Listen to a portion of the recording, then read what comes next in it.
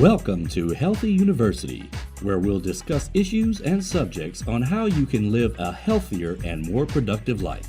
And now, here's your host for Healthy University, Alan Eisenberg.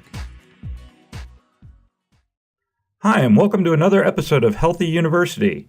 This is going to be a really interesting episode because, again, I get to talk halfway around the world to a gentleman named Michael Clark, who actually contacted me and said, we have the same name. So here I am in the U.S. with bullyingrecovery.org, and here Michael is in Australia, halfway across the world, with bullyingrecovery.com. And somewhere along the way, it was like he found me. He said, oh, wait, there's something going on here. So we started talking, and he's done this amazing work, particularly with video on his end. But we thought, wouldn't it be great to have a conversation and share that conversation with you as we're both on this subject of bullying recovery? So first of all, Michael, I want to welcome you to the show. Well, it's so good to be here. I'm here in the middle of Australia chatting with someone on the other side of the world, and it's a joy. Yeah, how exciting. I mean, it is really exciting, and it's exciting for several levels to me because, one, you know, you were coming from this from one angle that we'll get into, but still that same name. I always love it when these kismet things happen across the world. And two, you know, it really is a global thing. It's amazing how many people from Australia I talk to about bullying. So there's obviously a correlation in terms of how much like the U.S. is trying to do about bullying and how much Australia and Britain, you know, I can see where people have said this is something that we have to deal with. And that's what's exciting to me. So anyway, I guess just to start, why don't you tell me a little bit about and share with the audience about bullyingrecovery.com and how you started that and what your purpose was. Yeah, sure. I'd love to. And also, it's funny because as you're talking there, I'm thinking it doesn't matter what country you go to on this planet, bullying is a significant issue, and recovering from bullying is a significant issue. Also, you could go back 50 years or 100 years or 1,000 years on any country of this planet, and it still would have been a big, significant issue that was affecting a lot of people. So it's like you're saying, it's a global thing, and we're either going to solve it well or we're not. We're either going to pass on to the next generation tools for recovering from bullying or we're not. You know, so why not now and why not here? And I guess bullyingrecovery.com, which, you know, I can't believe you've got the same organizational name. That's amazing. It's there not to talk more about bullying. I think there's plenty of talk about bullying, but bullyingrecovery.com is there to equip people with specific skills to be able to put the bullying behind them and to be able to get on with life and not be held back by the experiences that happened a week ago, a year ago, a decade ago. So I guess when you're asking what's behind it is you can get bullied and then deal with it well and go on to live an enormously successful life that makes an impact on others, which clearly you're doing, you know, which clearly I'm setting out to do. And so bullyingrecovery.com is just the tools to get you back on track or to get your teenage son or young boy back on track so that life cannot be defined by your past. Yeah, and I think, you know, that's exactly my stance. Again, I've always said this. I have nothing against bullying prevention. I think there's, you know, some great bullying prevention programs out there. Unfortunately, a study came out recently that said we're just not seeing great effects from some of the prevention programs. So, and I believe that's because, you know, my take of creating bullyingrecovery.org, besides being a person who went through it and came through it on the other end, is that regardless of prevention, I think bullying will happen. I mean, I just don't think there's any way around it. I think it's a human nature problem. It's just something that happens, and it's the damage that's caused that I want to deal with, that I want to help people with. So, you know, the psychological, the sociological, the physiological problems that come along, right, are the ones that I think, if I'm hearing you correctly, why we both said bullying recovery is really the line, the message.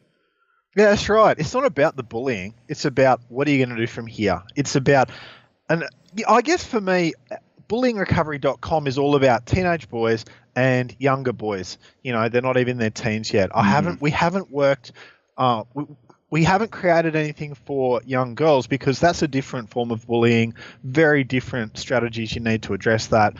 We're sort of a bit more deliberate about focusing on what boys need or what teenage boys need. And the first thing we need them to do is to break out of the mindset that the experience of being bullied has somehow changed them or damaged them. For as long as they believe that, they're going to be damaged. So we need them to go, you know what? I am a victim. I am someone who attracts bullying. I'm broken. That's not it. It's, you know what? I had an experience of being bullied. That experience lasted a year. Or I had an experience of being bullied, and here's what happened, and it hurt, and that's not who I am. That's just what happened to me. I'm going to get on with life. I'm going to be someone who makes an impact. I'm going to use these experiences to drive me forward to be someone who's now more compassionate and more aware of other people in the world, and also someone who's setting out to make an impact. Because as soon as someone who has been bullied gets their eyes off themselves and onto how am I going to make an impact, that so-called damage, it's not there. It's there in the background. It's still got to be dealt with, but it's not going to define you. So I guess that is what I want to see teenage boys or younger boys doing, and that's the message we need to get parents equipped with, is that bullying doesn't define your child. That bullying was an experience. You define your child, or your child defines your child, or someone of worth and value gets to speak the truth about who that child is. That the truth is not determined by someone who's not on their side, Yeah, one of the things I like to talk about on several of those points you made is that, a lot of people, and particularly I think when we're young and we don't see life as sort of as expansive as we do as we get older, is that a lot of people think life is a journey. It has a beginning, you're born, a middle, midlife, and an end, right? And that's your life, and everyone's going to experience. And it's not. It's many, many, many, many mini journeys that have beginnings and endings. And I think particularly when you're young, or at least the way that I felt, and the way that I think a lot of bullying survivors feel, is that they think something's wrong with them. So this idea, that basically their self-esteem gets smashed, and their what we call the authentic self, right, who they really are, gets smashed because they don't see either as valuable to what their societal group. And so part of that idea is that they make them realize this happened, but it's like you said, it doesn't define you. It's not, and maybe what defines you, as I always try to say, every yin has a yang. I'm an HSP. That's why I was picked on, a highly sensitive person, right? So I have huge sensitivities. What that does is it causes me to cry. As a male, I'm a crier, right? Things upset me and I cry. But I also sense a lot of things around me, and I think a lot of people get bullied for different reasons. But I think a lot of it is that if you're highly sensitive like me, then it really does do a lot of damage. And it's really, I think, the adults who have to help recognize that, and like you say, redefine yourself, help redefine the child, and in your case, the boy, as you're talking about. So talk to me a little bit about that, about sure, where that comes from too. Yeah, look, I'd love to. And let's just be clear with the people listening that you and I have not set this up. We haven't pre-chatted about this. We're just being real here, okay? Mm-hmm. So let's chat about, as an example, your experience of, you're saying that when you are under pressure or when you are emotionally hit, you cry, right? Mm-hmm. Mm-hmm. So there's a couple of ways you could decide what that means about yourself, and it's not like someone who's 8 years old or who's 18 years old really thinks this through. But let's just think this through for a sec. You could view yourself as weak. It's like, I'm not in control of my emotions, I cry. Mm-hmm. Or you could view yourself as powerful. You could go, you know what, I am more in tune with my emotions than most of the people around me. Therefore, that gives me an edge that not everyone else has. And And really, I mean, there's probably a dozen different meanings you could give to the fact that when the pressure's on, you tear up, and it comes down to, well, what meaning is going to be empowering? What meaning is going to be helpful? What meaning is going to spur you on to do amazing things? Because standing around in life going, you know what? When there's conflict, when there's drama, I cry, I'm weak, I don't have what it takes, all that does is leave you back in that victim mindset, back in that mindset of, I don't have what it takes. Whereas if you were to deliberately choose to go, you know what? I'm someone who is sensitive. I'm switched on emotionally. I'm not just some made of metal, I don't know, cast iron statue. I'm someone who feels and who has emotions and who empathizes. And you know what? That gives me an edge. I've got what it takes. How do I use this fantastic skill that I've got? As soon as you view yourself that way, suddenly the world opens up for you. And so I guess one of my missions in life is to equip parents with the understanding that you want to be so careful how you speak to your kid who's going through bullying or who's been through bullying or whatever. You've got to be careful. You've got to wipe out that vocabulary of, oh, you poor thing, or oh, you victim, or oh, you sad being. That's the message our boys are hearing from us, when that message should be, right, that experience is going to empower you. What are you going to do with it? Yeah, we've got to make the bullying stop. Yep, we've got to take the steps we've got to take, but in the headspace that you're in, how are you going to use this? Because as soon as we just ask that question, it's like kids go, oh, okay, how am I going to use this? Okay, how does this make me more effective? How does this equip me? And their bullies are not asking them that question, and their teachers are not asking them that question. So we need switched on parents, intelligent parents who are going to ask the right questions. The questions to ask our kids are, right, how are you going to use this? Right, how does this give you an advantage? Right, what's the skill that you've got you didn't have a year ago? Or what do you now understand about people that you didn't understand a year ago? Not you're broken, but you're now empowered. Go and use this. And on one level, if you did that without changing the situation, if you left the child in the bullying situation and said those words, all you're doing is setting them up for failure, right? Yeah. And I think that, that when we're parents and when our child, like for me, I'd come home and I'd start by, talking to my parents. And of course, this is back in the day, toughen up, or you should punch back, or toughen up, or do all these things that I was incapable of doing as a highly sensitive person. And I'm not making this stuff up. There's books out there about highly sensitive children, highly sensitive, and there's a great advantage to being highly sensitive. Although it comes, like I said, everything is a yin and yang, right? What's the disadvantage, right, to not feeling? Well, boy, we can talk about people who have committed some serious crimes because they have no feeling for people, right? So the opposite of a feeling is really destructive as well. And then, the other thing we know is that the bullies are probably dealing with their own sets of abusive feelings as well. So it's really, again, not wanting to talk too much about the bullying, but yeah, it's really something that we have to look at as a holistic issue that we need to attack on this basis of being who we are. We want diversity. We want people to be different, and we want, particularly men in the future. Do you want to go work for someone who has no feelings for you? I think we've all, it doesn't just end at the schoolyard. If it doesn't get handled, then you end up, with people who don't care about other people. What you're saying is true. And this is just an example. Kids, they come up with all these different weaknesses about themselves. Some of them because the bullies pointed them out. You're fat, you're this, you're that, whatever.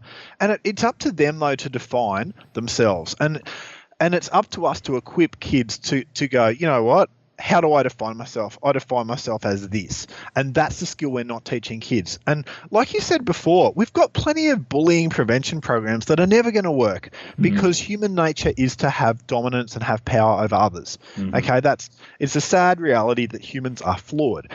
And so instead of putting all this time and energy into more talk about the issue, if we were to put more time and energy into actually helping our kids get the skills to evaluate what's being said about them and to evaluate, well, is that true? Does that define me? No, it doesn't.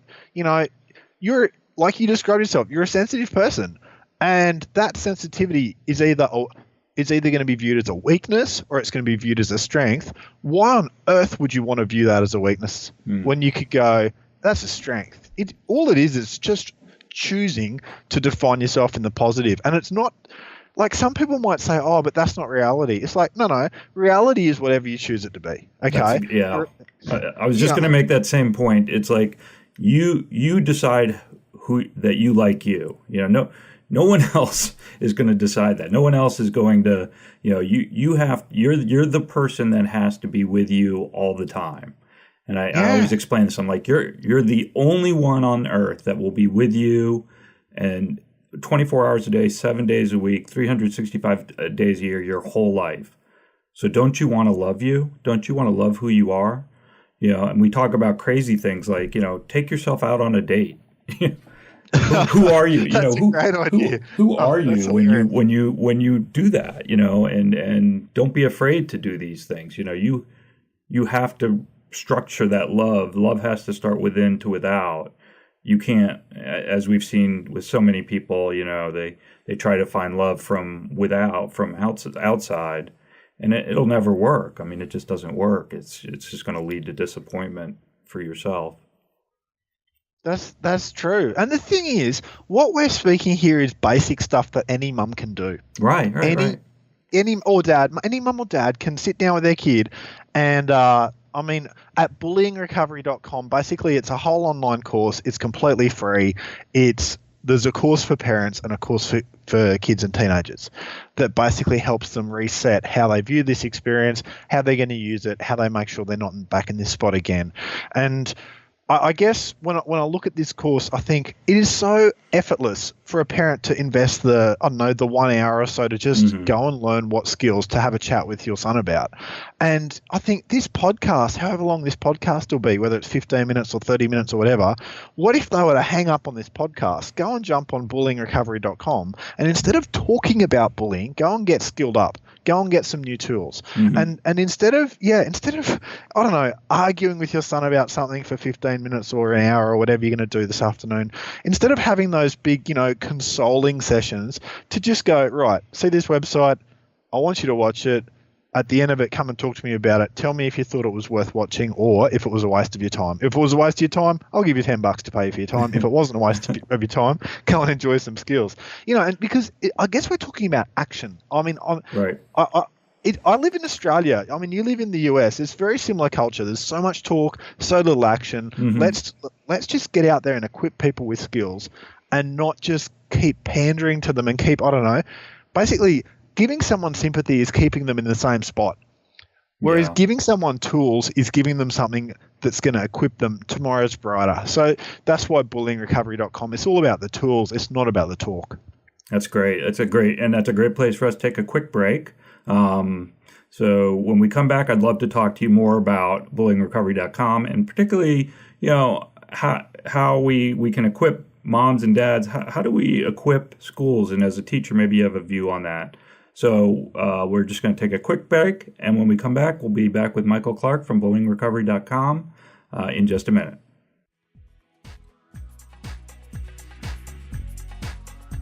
You're listening to Healthy University with Alan Eisenberg.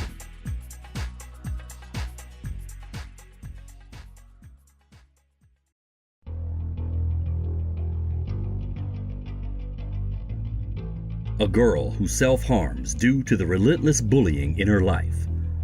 A girl who is planning a new way to torture her victim through extreme bullying. A boy who must atone for his past while working to avoid what he did in the halls of his school by the kids who want to see him pay. A youth who wants to be called anarchy, busy making plans to destroy the lives of all those that mistreated him in his life. How do these four lives come together due to the bullying abuse in their community? And what will happen when they do? Find out in Alan Eisenberg's new book, Crossing the Line, coming soon.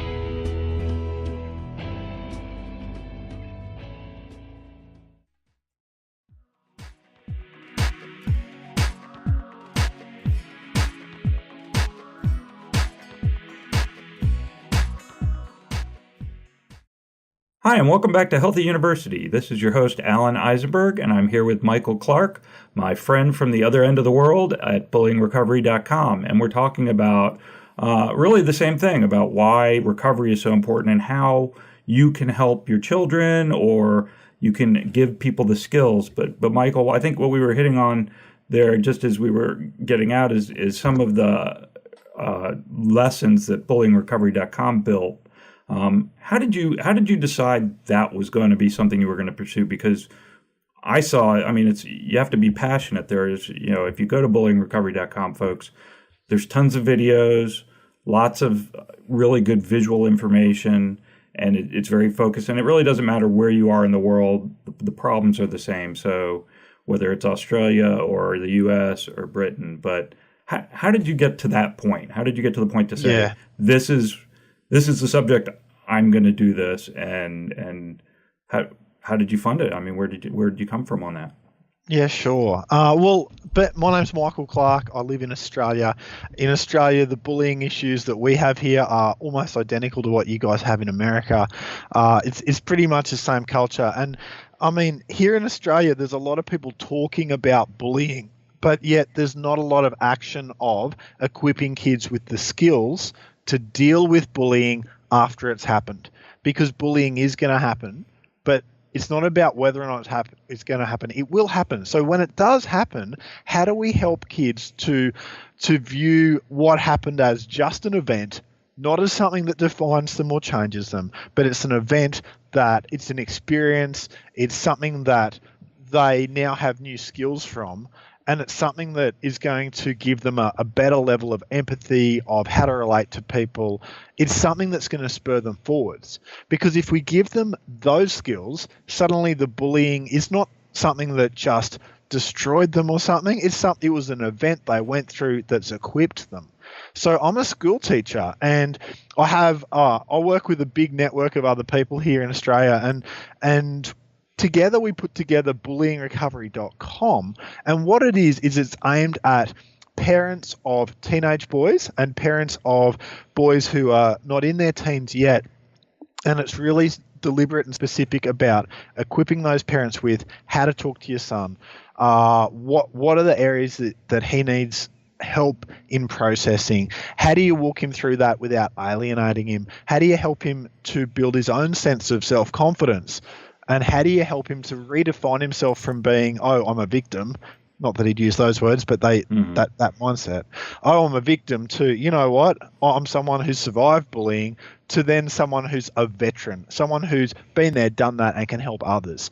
So that's what it's about. And as a school teacher, I guess we kicked this off because there was a bit of a sense of frustration in me that there's all this talk and so little genuine help, because we can talk till the cows come home, but what we really need is for our boys to be equipped with, how do I use this? Not, I'm glad that someone gave me a hug, if that makes any sense. No, it does. And I think you're exactly right. It's one of the things that I talk about a lot, which is we actually have to teach this. This is not something that people aren't born necessarily empathetic, right?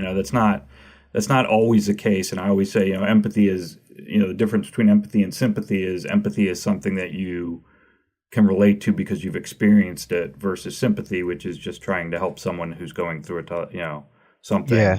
And you think you know why you would do that. And there's a great person on YouTube named Brené Brown, who's a psychologist, who talks about the difference between empathy and sympathy, and they're night and day. It's like, So one of the things that's interesting, I think, as a parent, we're very passionate about our children, And I know, I've gone into the school, and I can think back to my experiences even with my parents going into the school. What I still think the school's not doing what they need to be doing. One of my passions on bullyingrecovery.org is to try to retrain school administration and school counseling to understand, to have that empathy and to understand what's going on, that it's not just something that you can break up this fight and make kids shake hands and all of these things we've seen that schools have thought, well, I've taken care of this bullying situation, but they're not taking care of the person. That's true. How are we going to, what, as a school teacher, what do you see there as like the big problems? We can tell them all this, but then they go back to school and they don't get any support there. Yeah. Well, I guess it's sort of like going to McDonald's and asking for a pizza. They're going to look at you weirdly. Like, we don't do pizzas, we do burgers and stuff, It's like going to the school and saying, I want you to, one, understand the issues that are behind the bullying. Number two, I want you to be able to take the kids who've been struggling as victims of bullying, and I want you to help them to turn those experiences that are potentially damaging into something that's going to spur them forwards. And I want you to show them that this has equipped them and make sure that they're not in this spot again. Oh, and I also want you to magically make this bullying stop for future kids. It's like going to Macca's and saying, McDonald's, and saying, yeah, give me a pizza. It's not going to happen. Now, there are things you can do. You can equip teachers with an understanding of what works and what doesn't work. Okay, and you can equip that at the individual school teacher level, your son's teacher. Or you can equip an entire school with that by training their staff. But at the end of the day, they don't have the time or the energy to implement things to the level that we need implemented. So rather than expecting teachers to do what they're never going to do, they might even say they'll do it, but they won't because they don't have the time or the energy. And I know that I'm a teacher. They have 47 billion different competing priorities, and this does not rank at number 1, 2, or 3 for them. So instead of asking them to do what they're not actually able to do, we're so much better off equipping parents who have access to the kids, access to their own kids, and who have a vested interest in helping their own kids. We're so much better equipping those parents with the skills, because you find me a mum or a dad whose child has been significantly bullied, and you've got someone who's motivated to help. So it's almost like we're asking schools to do what they're not equipped to do, what they don't have the capacity to do, and then we're getting frustrated when they don't do it. Instead of parents, like, we don't have to be blaming the school. Instead, we can just own that this is our kid, and we take responsibility for getting the right help and for helping our son view things a whole lot different and more effectively. And I mean, the tools are out there. We've got your website, Alan, that's very effective. We've got, say, this online course, bullyingrecovery.com. It's completely free. It's an hour or so of training for parents. It's an hour or so of training for kids. Yeah, sorry to speak over you, but it's amazing. No, go ahead.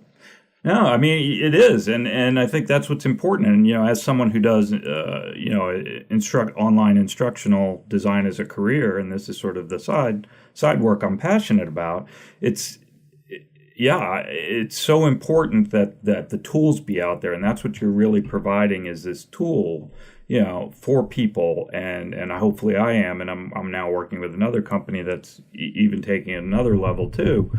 So I think the good news is there's more online today.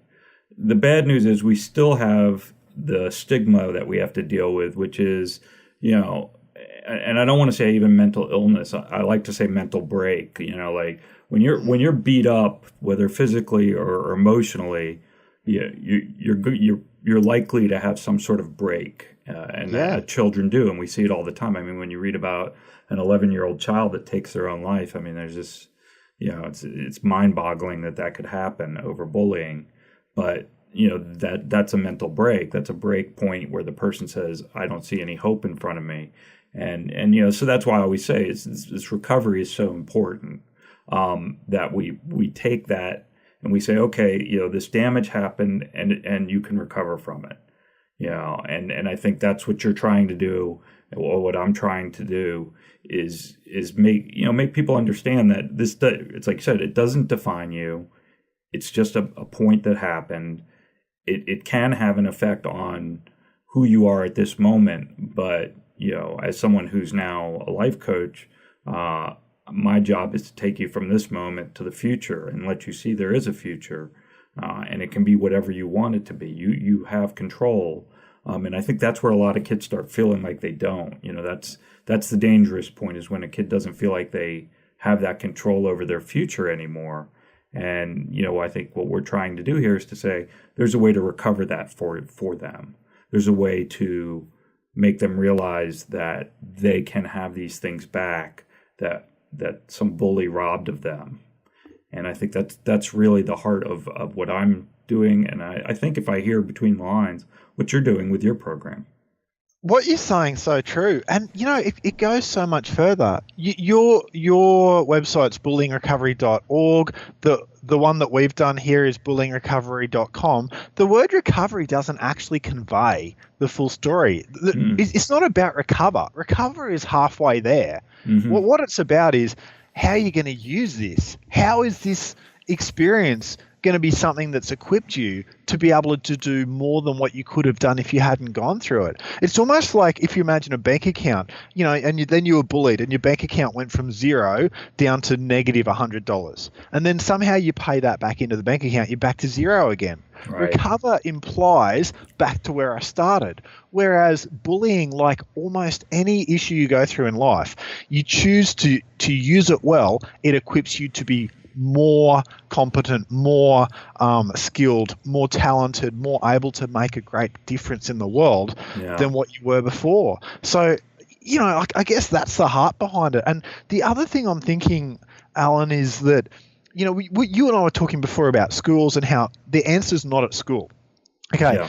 Now, the answer is not in this podcast. The answer is not at bullyingrecovery.com, even though there's a billion tools there for you as a parent. That's not where the answer is. The answer is parents who have the initiative and the courage and the willingness to give things a shot and to go and have a go at actually having the hard conversations with their kids. And I mean, bullyingrecovery.com's got all the tools you need, but how many parents are going to listen to this podcast and then not go and get the tools? But in their own mind, those parents are outsourcing their own child and their own child's issues to someone else. And that might be a psychologist or a life coach or the school or whatever.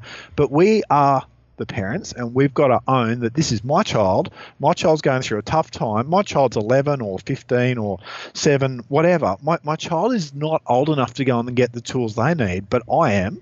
And I'm going to jump on bullyingrecovery.com or something like that, and I'm going to get the skills so that I can actually help my own child. I'm not going to outsource this. I'm going to take responsibility, because that is where parents see the change in their kids, when they own the situation. Right. And then, so welcome to Healthy You. That's why this podcast is Healthy You and not Bullying Recovery. So even though I'm the owner of the bullyingrecovery.org, I wanted to also help people understand, and what this podcast really does, because we talk about bullying, but we also talk about a lot of recovery methods, is making yourself a healthier you. And that's both mentally, physically, physiologically, psychologically.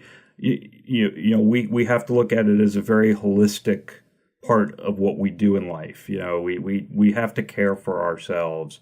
And so, yes, that recovery, if we go through a trauma, we recover from it. And then what?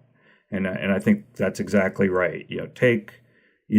Take responsibility if you can, if you're an adult like me and you went through it and you hit a point where as an adult you said, I don't want to do this anymore, I don't want to deal with it. Or hopefully in the current day and age, a parent can help that. I don't hold anything against my parents. It was a different time and different space. But that's really, you have that power to not allow these things to happen with your children, and make their lives, make them understand their lives are valuable, will be valuable, and help guide them. That's what we do. We have 18 years to do that, and then we have to let them go. can I bounce an idea on you on that? What you're saying is the truth, right? And yet our media and our culture tells us you don't have 18 years. You've got about 10 years. And then you have to hand them over to someone else, whether that be school or the media. I mean, who on earth would let the media raise their kids? But we do, right? Right. And so our culture says, oh, look, you're only allowed to speak into their life to a certain point, and then you can't talk to them about the hard issues. So we've got kids growing up without genuine leadership from their parents. And so it's almost like as parents, we need to get back our own courage. As parents, we need to remember, oh, hold on, the media's not in charge. The school's not in charge. The government's not in charge. I'm in charge of raising a great kid, and go and do what it takes to do that. You know. Well, that's an awesome place to leave this podcast. But I always ask one last question of all my guests, so you're going to get it. If you could go back in time and tell yourself one thing at a time where you needed to hear it as a youth, when would that time be, and what would that be? Yeah. Okay. So I went through a fair bit of medium level bullying when I was about 11 or 12. And what I wish I could go back and tell myself back then was, do you know what? This situation, one, is not going to last forever. Okay. This is temporary. Okay. Number two, this situation feels like the end of the world. Okay. It feels so huge to you. But in reality, you're going to face bigger battles than this. Okay. And number three, is what has happened to you is events. It's not who you are. I'd say to myself, Michael Clark, you think that you're broken. You think that you're a loser. You think you're a failure. But you know what? These events you're going through, they're going to equip you with new skills, and your life is going to impact literally thousands of people because of these experiences. So stop viewing yourself as, I'm down, I'm out, I'm no good, I don't have what it takes, and start looking at it from a more truthful perspective, which is, this is the hard time I've got to go through to get the skills and influence I'm going to have to make a difference to thousands of lives. Because if I'd known that back then, instead of me viewing myself as weak, as a failure, as someone who doesn't have what it takes, I would be able to go, hold on, there's purpose in this.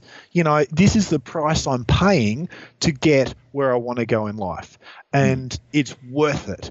And instead of me viewing it as some disaster, I would view it as just part of the journey, part of the steps that have to be taken.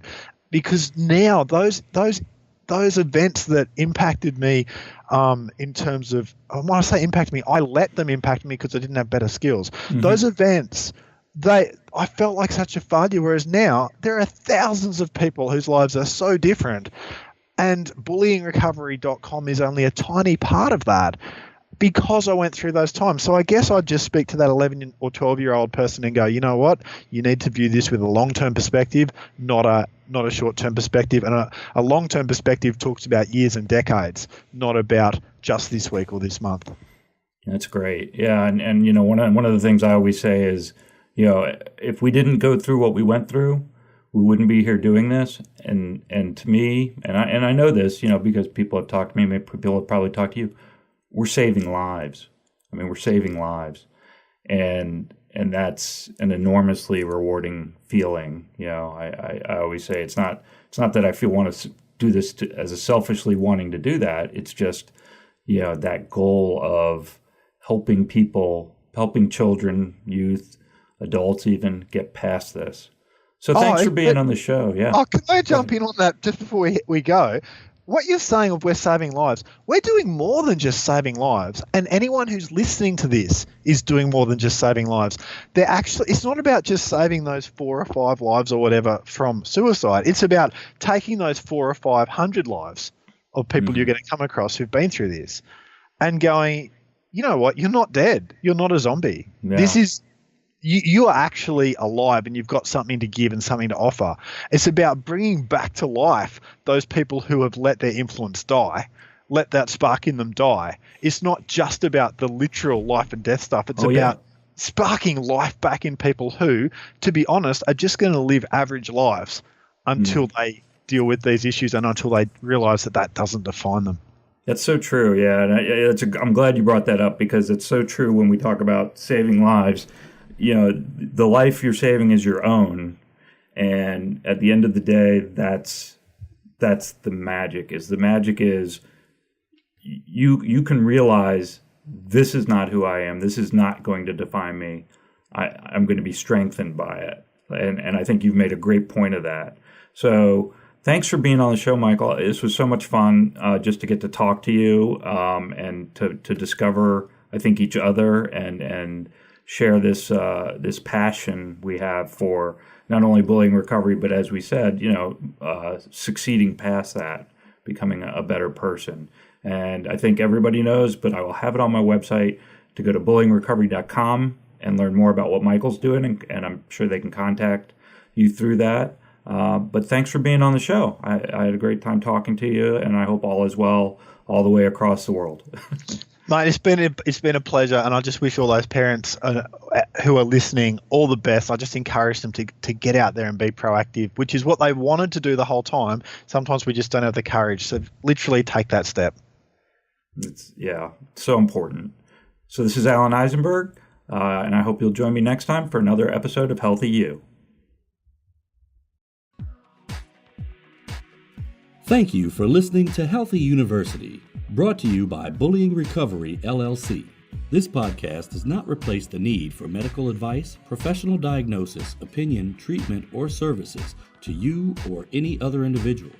The information provided here or through linkages to other sites is not a substitute for medical or professional care, and you should not use the information in place of a visit, call, consultation, or the advice of your physician or other healthcare provider. Join us next time for more Healthy University.